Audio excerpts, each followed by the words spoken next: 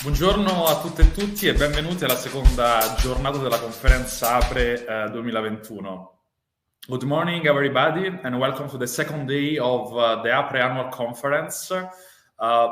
This is the APRE dialogue dedicated to the proposal evaluation and how it is changing in Horizon Europe. We know that clear and certain rules are one of the strengths of our Research and Innovation Framework Program. The evaluation of the proposal is a key aspect and is based on stable criteria widely known to the applicants, and they will be the same until 2027. The evaluation procedure is transparent, we know, and the timing is certain. In terms of rules of the game, we know that Horizon Europe has frequently been presented as an evolution where compared to Horizon 2020. This is true. This is certainly true. We have very similar rules for participation and funding, the same three evaluation criteria: excellence, impact, implementation, and very similar evaluation procedure. However, looking in details and starting from the experience of our first calls, we have noticed different changes, like new tools, new paradigms, greater attention to the issue of societal inclusiveness.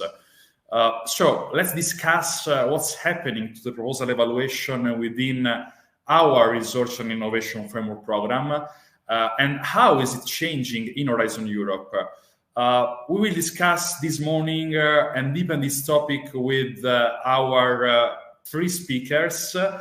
So I'm very happy, very glad to introduce you Matthias, who is Director at the Common Implementation Center at DG Research and Innovation of the European Commission, Professor Guido Saracco, who is Director of Politecnico di Torino, and Mr. Corrado Spinella, who is the Director of the Department of Physical Science and Technology of Matter at the National Research Council.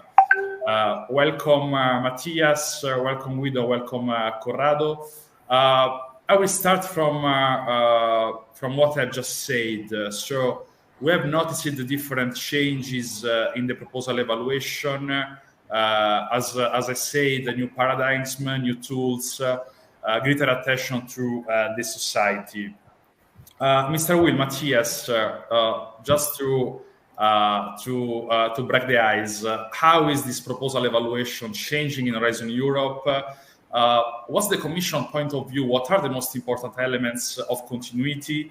And of course, what are the elements of change that we have noticed? If you have noticed also these, and what you want to underline to our audience, Matthias.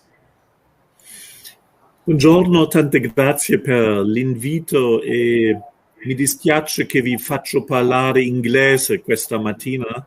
Parlo con I miei nipoti in italiano, però l'italiano non è sufficiente per il lavoro. Allora, mi dispiace.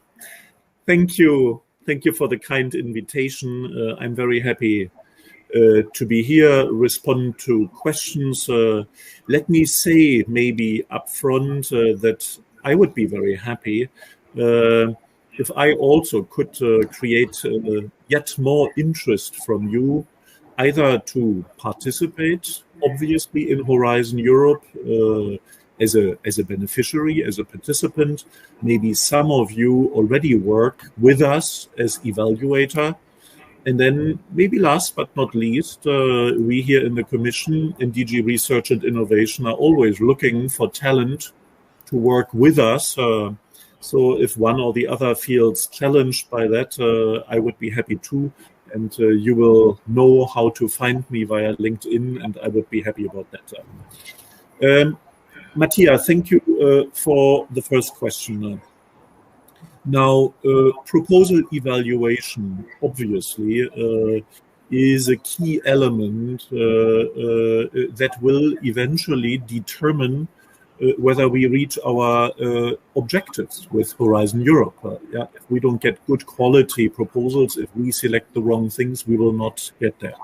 So we have paid particular attention to how we define the evaluation process and the principles that underpin it. So unsurprisingly, we tried to strike a good balance, keeping continuity from Horizon 2020 wherever it made sense on the bulk of issues was key. Changing things radically would not make sense. But then, as I said, unsurprisingly, we also try to learn our lessons, improve things, simplify things, make maybe things clearer was important, and innovate on some other fronts. So we have an interest to keep the same at a high level of continuity, selection and award criteria. What is very important is the equal treatment, equal opportunities in there. And then, of course, make sure that we have high-level quality external experts that are part of it. So maybe on 3 issues. Evaluation criteria, a few comments, what stayed the same, what changed, on modalities, on how we are working, and then 2-3 sentences on novel features in Horizon Europe. So on the evaluation criteria, we tried to simplify a little bit. In the evaluation phase, there were too many things evaluated under the different criteria at the same time. We tried on the 3 things that stay. That's the ambulance. Not in Brussels. We tried on the 3 criteria to limit ourselves to 2 aspects each. So first criterion, excellence. A, the project's objectives and whether they go beyond the state of art. B, scientific methodology, and we will be able to come back to that later, I understand, Mattia, because there we also speak about and look at open science practices and the issue of gender equality. Secondly, criterion impact. This has become more important in the evaluation under Horizon Europe, and there we have A, the credibility of pathways to achieve the expected outcomes and impacts, and B, measures to maximize those outcomes and impact. And then the third criterion is quality and efficiency of the implementation. That is what we also said before, and that contains issues like work plan, assessment of risk, resources, capacity, role of each participant. So maybe one more word on this impact. We have become more rigorous in measuring that, in trying to get good explanations of how the applicants, the consortia, would like to achieve that. And we are providing a lot of improved guidance, we hope, to our clients. Then, so that was on the criteria. On the modalities, what stays the same? We continue that proposals will first be evaluated by individual experts, usually 3 at least, and that work takes place in particular in times of Corona remotely. Then these people come together, can be physically or remotely, to discuss a given proposal, to agree on the scores, to align, and that is sort of the consensus group. And then we do have a final panel that really ranks all the different proposals that comes to a view on it, that makes a consistency check. Then, what are new features that you should be aware of? I would like to draw your attention to 2 pilots, i.e. not yet fully rolled out across the board. One is the right to react rebuttal process, and the other one is what we call blind or double blind evaluation.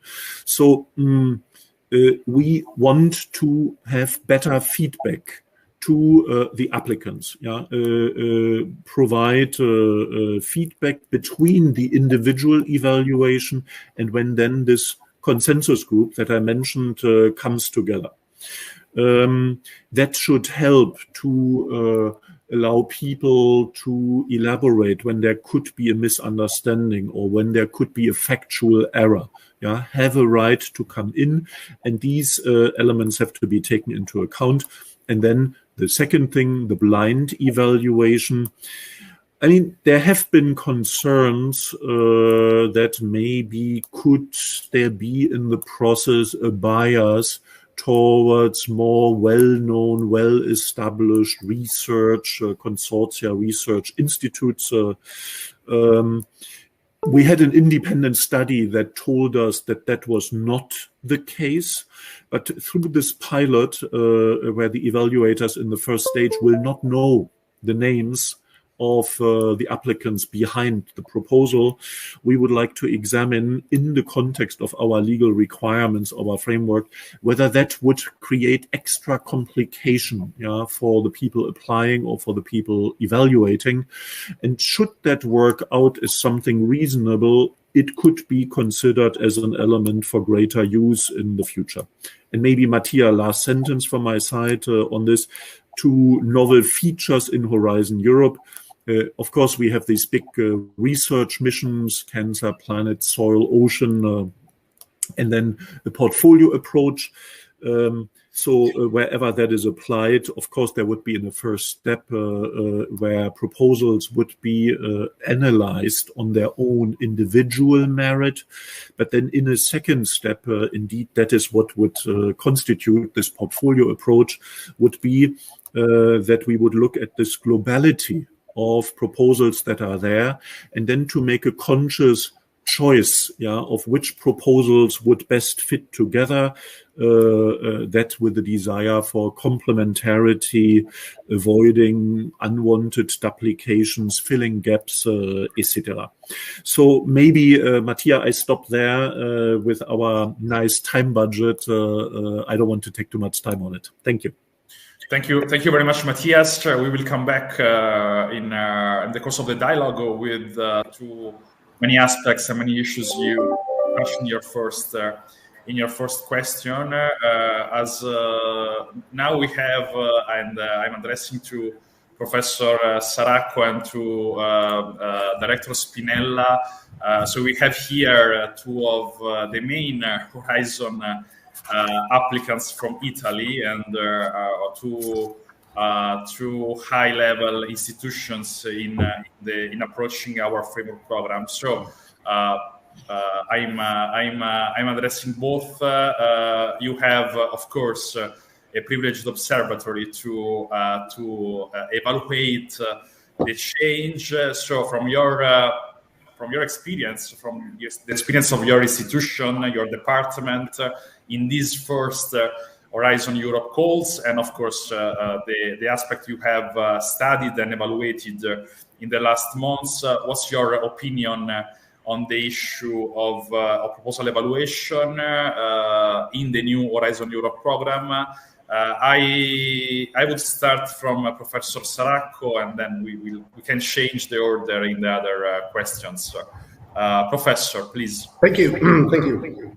First of all, let me tell you that in spite of being a rector of a technical university that has an income from Europe of about 15 to 20 million of euro per year, which is a lot with respect to our size, that is about 1,000 professors and researchers.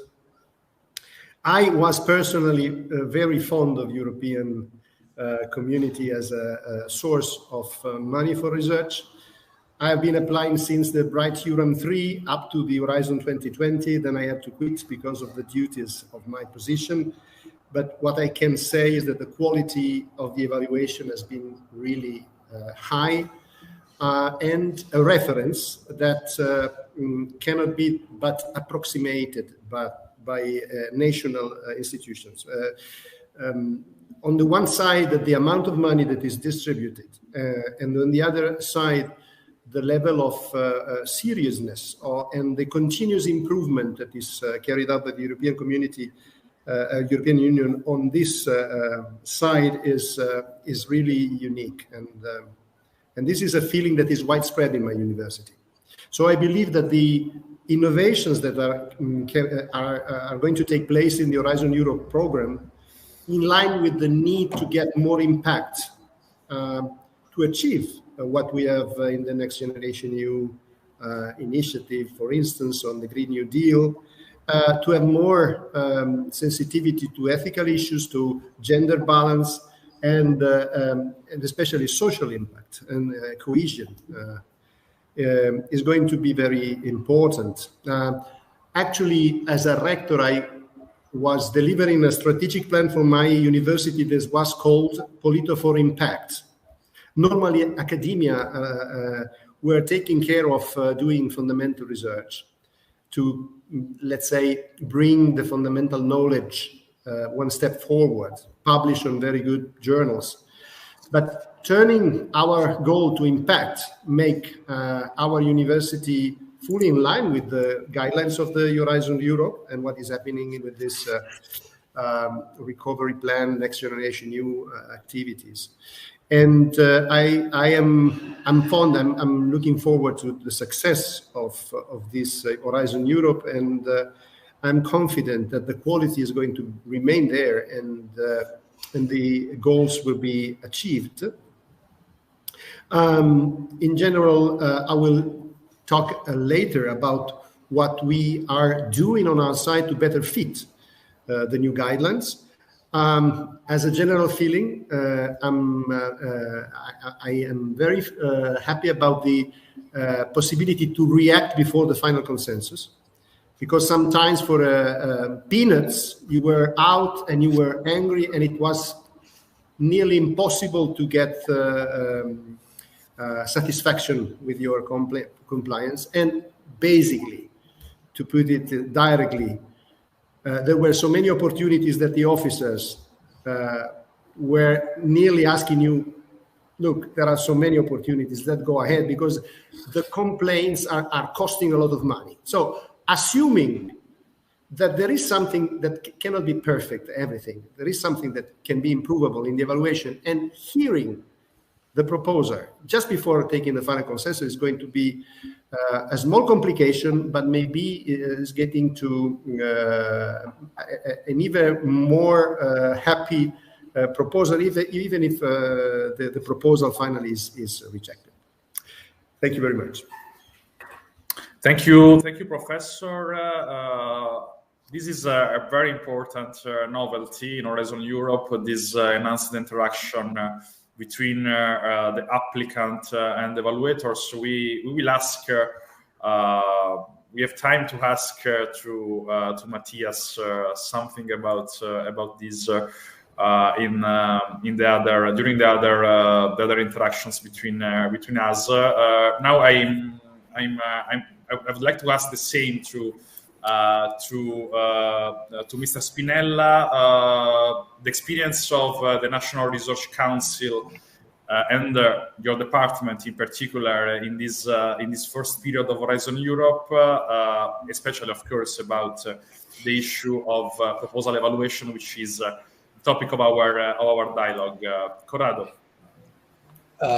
Thank you again for the invitation and the opportunity to contribute to this discussion. Very useful, particularly for the reason that for the National Research Council of Italy, the participation to the European projects is a very important issue.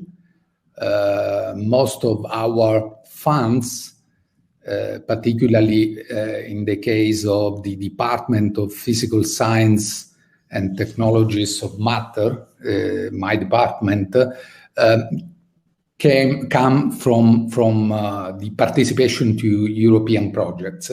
Actually, what I noticed is that the key elements of the evaluation system have not been changed a lot from Horizon 2020 to Horizon Europe. Especially as far as the evaluation of the excellence in the proposal, the impact quality and efficiency, actually these remain the main important aspect to evaluate the effective of each proposal. Indeed, this is good news for CNR because we experienced a good rate of success in Horizon 2020, especially in the calls focused on excellence, particularly in the case of future emerging technologies call, also ERC. Now, I am particularly interested to the new calls related to the European Innovation Council, because for us it is important to strengthen the action focused to technology transfer. So in that case, we expect more attention to a wide form of expertise to be evaluated in this kind of proposal, extending also to financial instrument, since when we have to tackle the object of technology transfer, all these aspects must be included in the evaluation process. I agree with Guido Saracco in saying that it is important that the report, the evaluation summary report, must be probably more accurate in order to give a valid instrument to the proposal in order to change something, to improve something in their proposal. And the active interaction with the proposer is, according to me, is a good way to solve this criticity, actually. So I am on the way of what Guido has said, actually. Thank you. Good. Thank you, Corrado. There is a good feeling on this interaction between applicants and evaluators, of course, and I think it's very important what Corrado was saying about the accuracy of the evaluation summary report, which has been another issue that our Italian community has raised in recent years.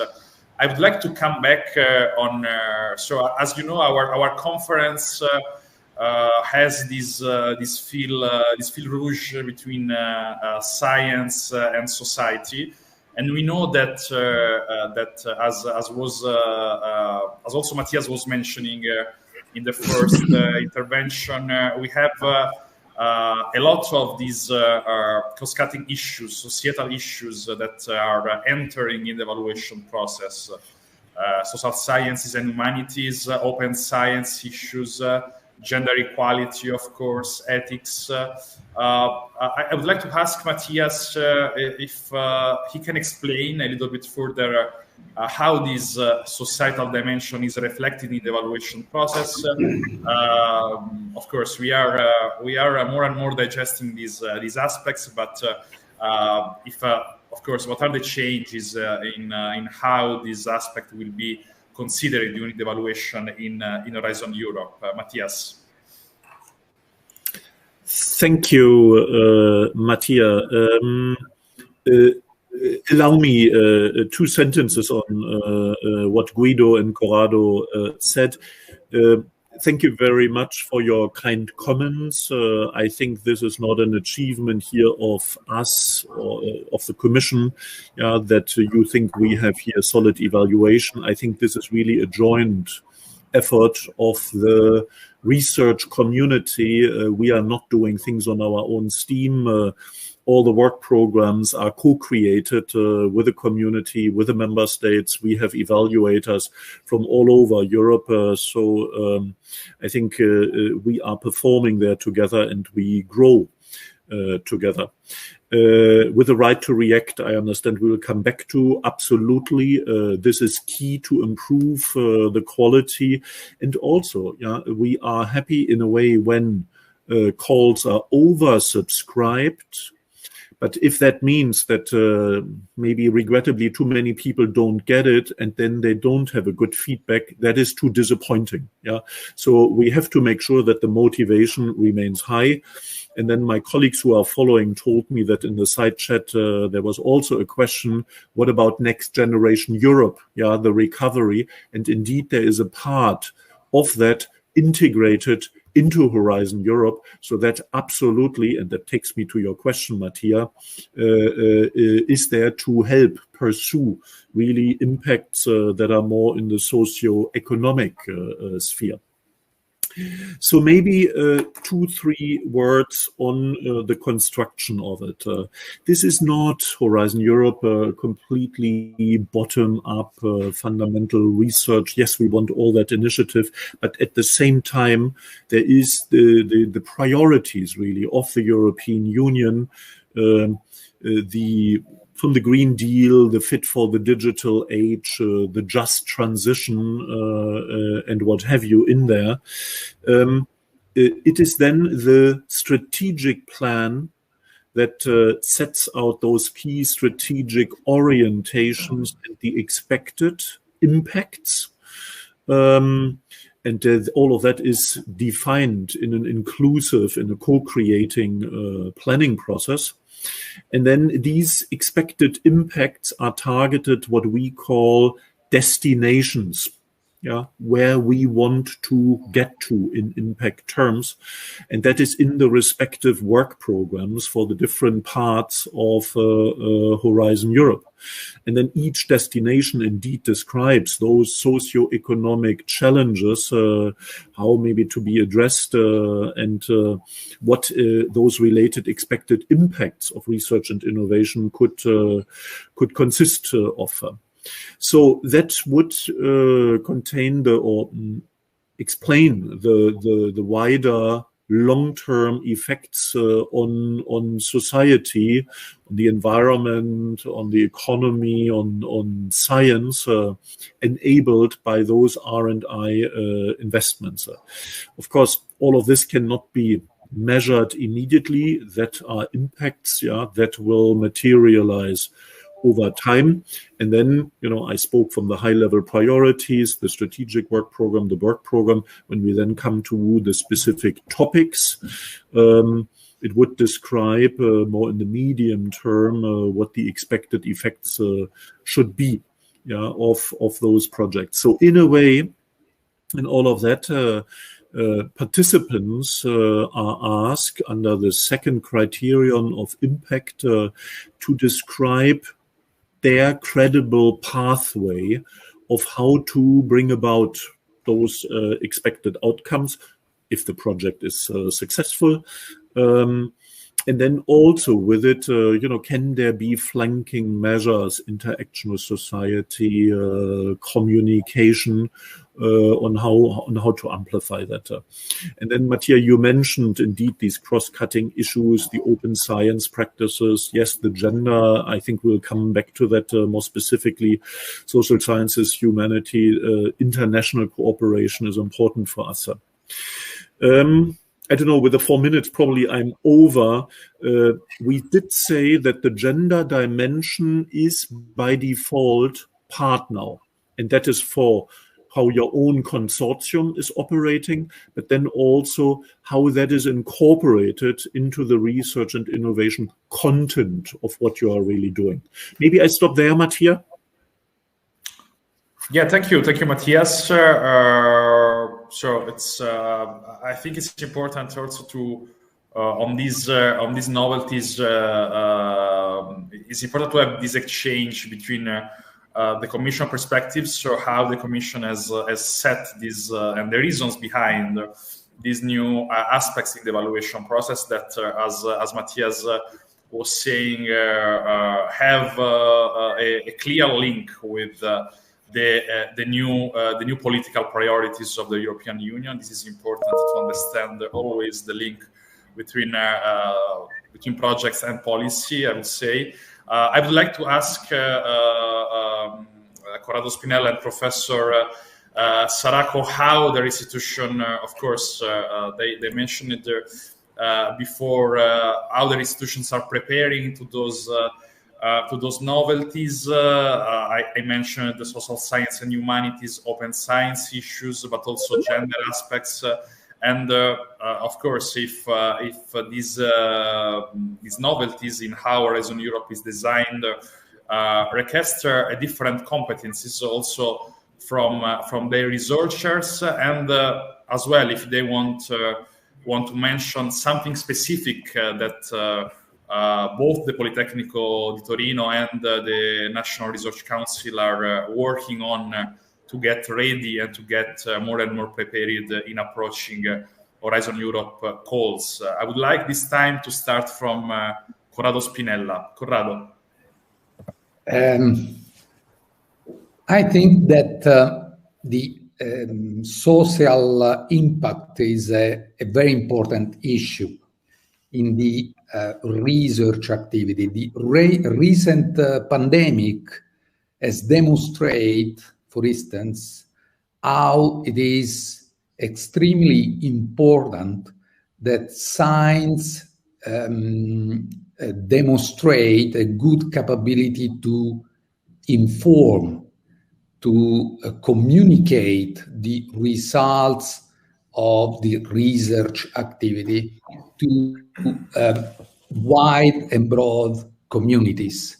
So I think that this aspect must be emphasized in every research activity funded by Europe, because this is very important. We have to close up the distance between science and people, common people, because actually this is extremely important. This is extremely important because people want to see real impact of the research activity. These real impact are real, actually, but very often people does not have as suitable information on how this activity produce benefit for them. So I think that this is a very important issue.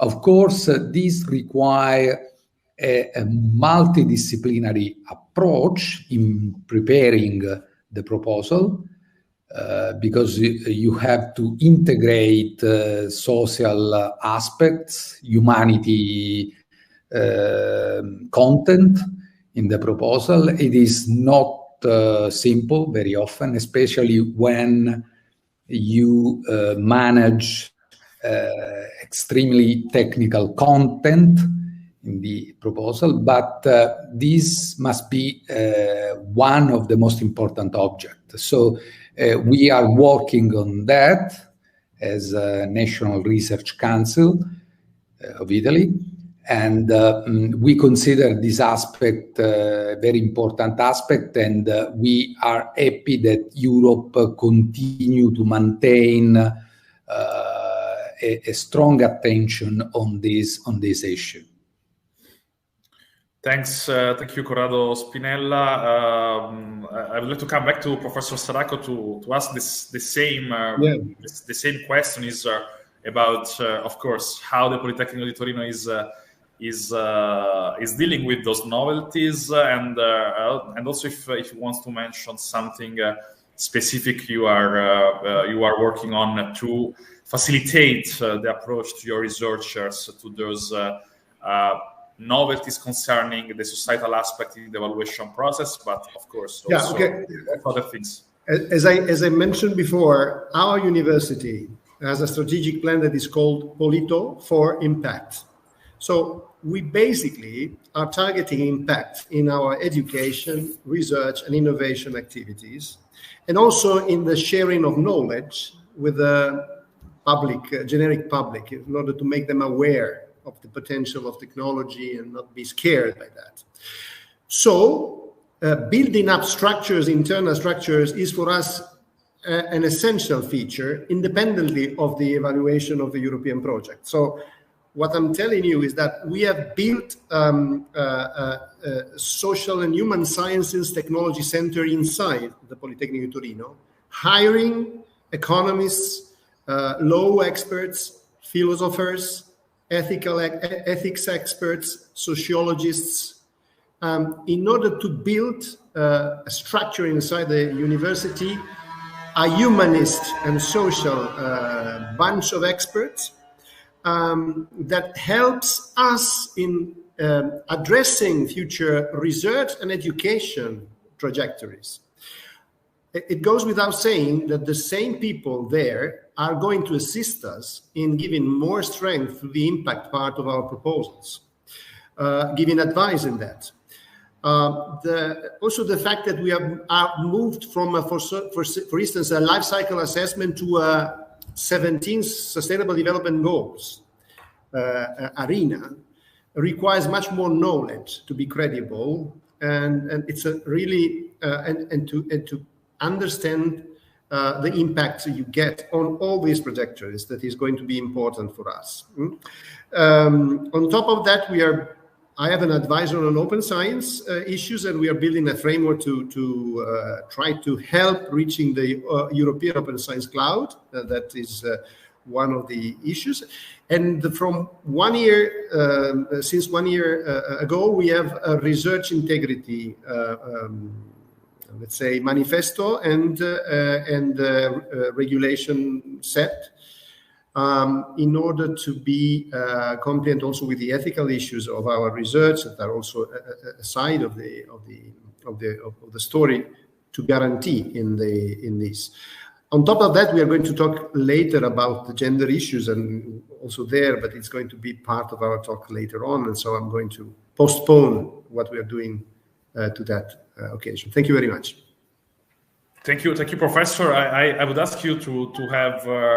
Because we want, of course, to touch other aspects. I would ask you to have shorter answers on these from researchers' competencies and how our organization are being structured internally to respond to those novelties. To evaluators' new competencies that are.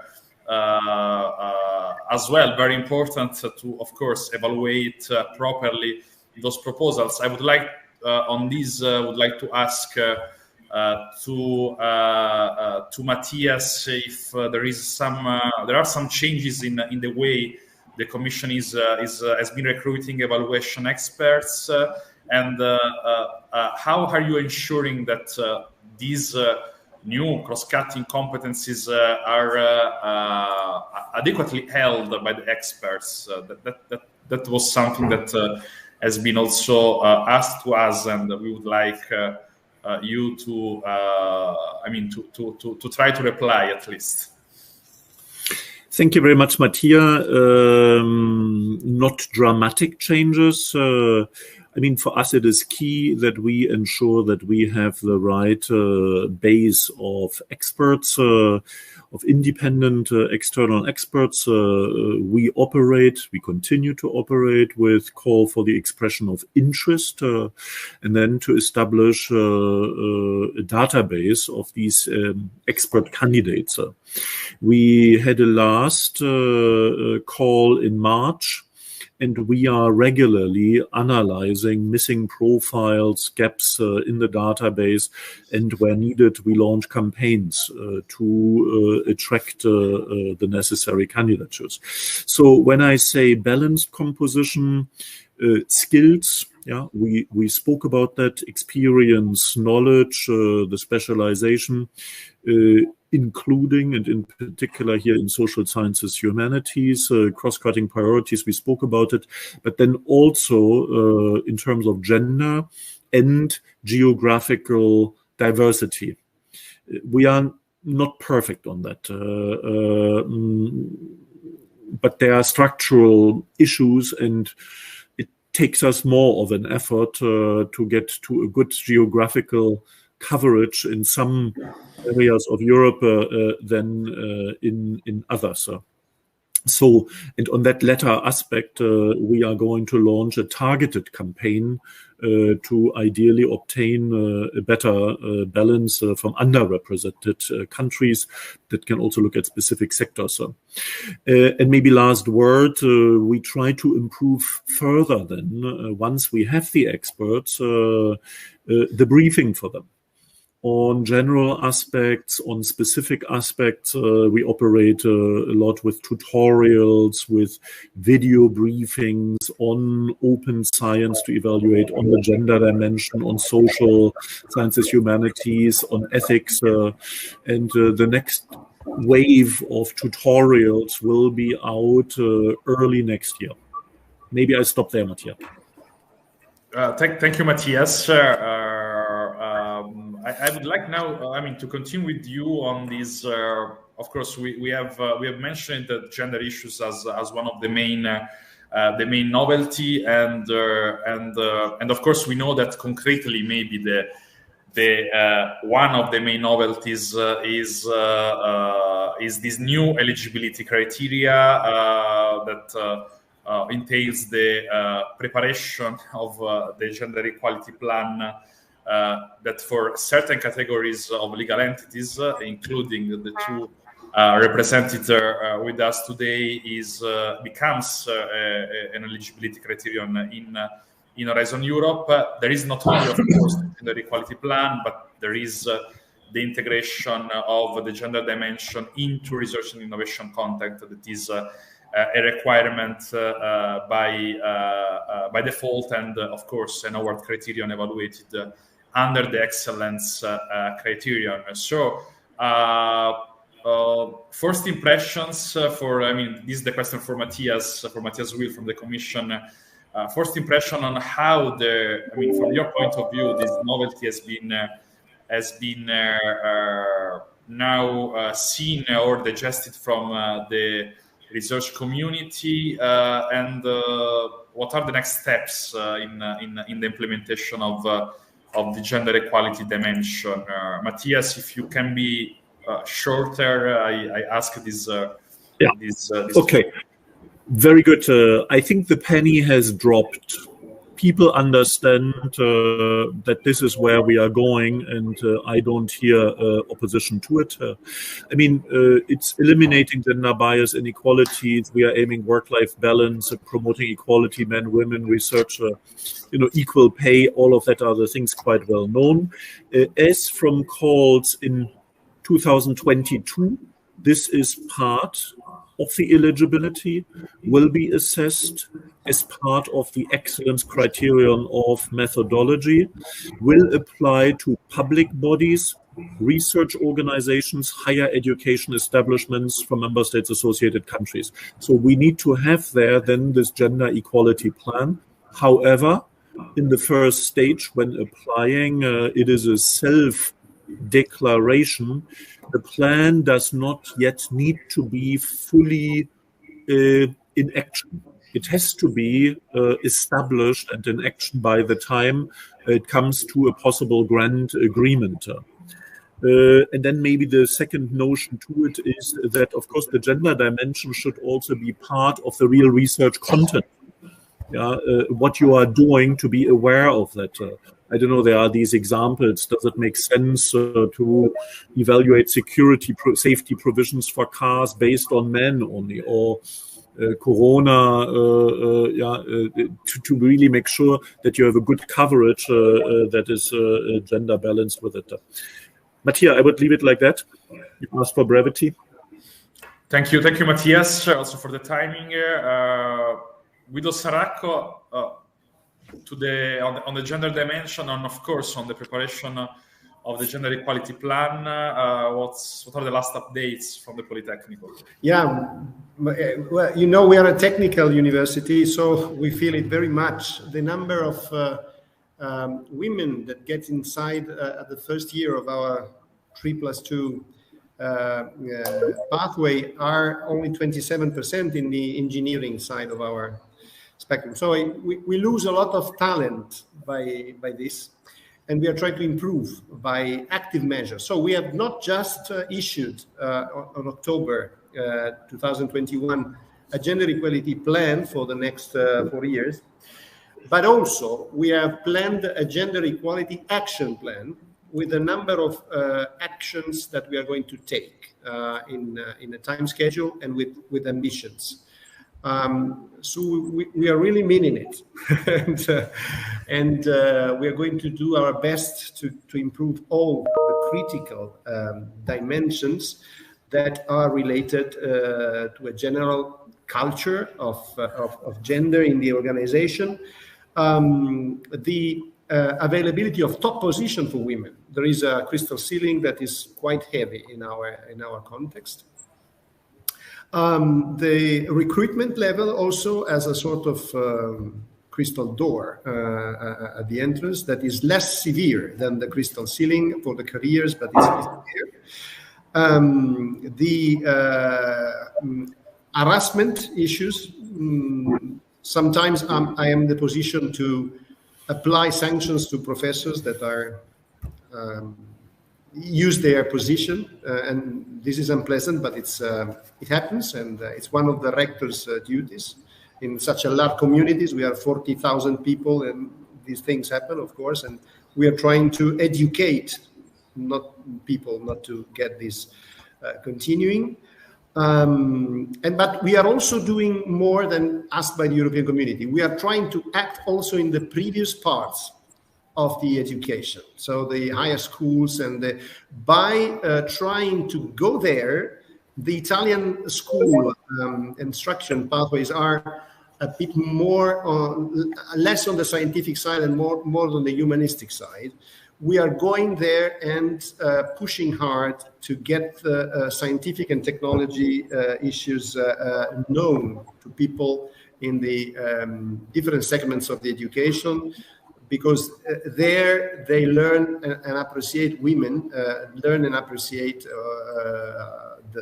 the side of the STEM disciplines. And we think that is also another essential issue in the gender action plan. So we are acting not only inside the university, but also outside to get the results, let's say. Thank you very much. Thank you, Professor. Very important this point. Briefly to Corrado Spinella, if you wish to add something on this from your perspective, this new announced gender dimension, please. Oh yes, for CNR it is important to improve gender balance starting from the formation of the new young researcher, and in that sense, it is important for us to share the best practice for gender equality with university, because the interaction with university for CNR is extremely important in the sense that for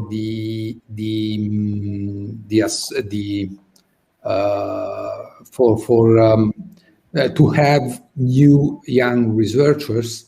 And we have to improve a lot in balancing the presence of women compared to men.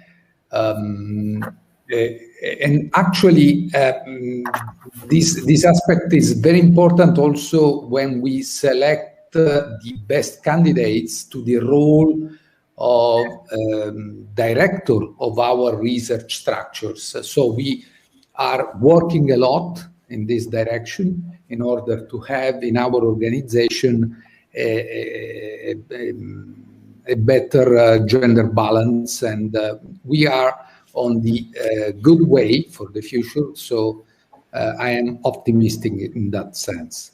but it is important to share this practice with university. Thank you, Corrado. I think that in this respect, the decision from the Commission to set, and with the co-legislators, of course, to set this gender equality plan as an eligibility criterion is a very, very good input to the research, to our research community. I would like now to ask two brief questions to Matthias, and then to leave the final say, if they wish so, to Guido Saracco and Corrado Spinella. Matthias, very brief, like we mentioned, and this new interaction, enhanced interaction between evaluators and applicants. We have, of course, enhanced use of the interviews. Also, of course, this new way to interact between applicants and evaluators before the final evaluation. How is the Commission assessing all of these? I mean, are you considering to extend these ways to interact between applicants and evaluators? What's your your take on this? Thank you, Mattia. Yes, that has not been decided yet, but my personal guess is that is a direction of travel. Yeah. So importantly, on the ERC and EIC, we had interviews and we continue with interviews. What is decided is that we are doing now this pilot rebuttal right to react. And then we see the outcome of it, and then I think what is the likely outcome is that we will have a wider use of it. So 2 words on this right to react. What would happen is that after the individual evaluation phase, after the proposals have been seen by the individual evaluators, anonymized comments from these evaluators will be sent to the applicants. They have a few days to react, and the hope would be that would help to clarify misunderstandings or any smaller factual errors. And then the experts will consider the applicants' reactions during this consensus phase before a final evaluation is taken. And then on how we apply that in the future, we are not going to jump to conclusions. We are going to analyze, evaluate. We will have, for instance, a survey for evaluators, for applicants, not only the successful ones, also the unsuccessful ones, to have a solid basis before we then take that decision. But indeed, we think it is important to build capability to give better feedback. Thank you, Matthias. So this right to react is a novelty, and we are, as APRE, doing our best also to explain to our researchers when, of course, this novelty has been applied in some calls. Very brief, just 1 minute each to Guido Saracco and Corrado Spinella. If you have, of course, if you want to say something more on this enhanced interaction between evaluators and applicants, or just a final comment from you on, of course, on our topic. Guido Saracco first. Thank you very much. Whenever you have a partner like us or CNR that has a lot of activities with you, we become sort of teacher on in our countries. So the sooner we get clarified about the new rituals like this right to react, or the lump sum direction for the budgeting and the control of the involvement of the project, the sooner we can also, together with APRE, of course, inform our partners. We are really a sort of antennas that get from you and then replicate in the territory. And the territories, the ecosystems are going to become very important. So there is only one point that is leaving me a bit anxious, is what happens in lump sum accountancy system if you don't get 100% of the results you planned, and how does this reflect in getting less money? And this is I'm a bit anxious, but this is not for the moment. I will get answers from officers in the coming future. So thank you very much. It has been a pleasure to be part of this debate. Thank you very much. Thank you, Professor Saracco. Corrado Spinella, if you wish to add a comment, Actually, I thank you again for this very interesting discussion and suggestions, and I fully agree what Guido said. It is extremely important to improve the interaction among applicants and the evaluators. And in that sense, I agree with Guido. We represent, since we have a strong participation to the European program, we have a good sensing system to establish how well this interaction work. So thank you again. Thank you. Thank you, Corrado. Just one final comment, because I was introducing the issue of lump sum pilot. The Commission has been releasing some days ago the first report.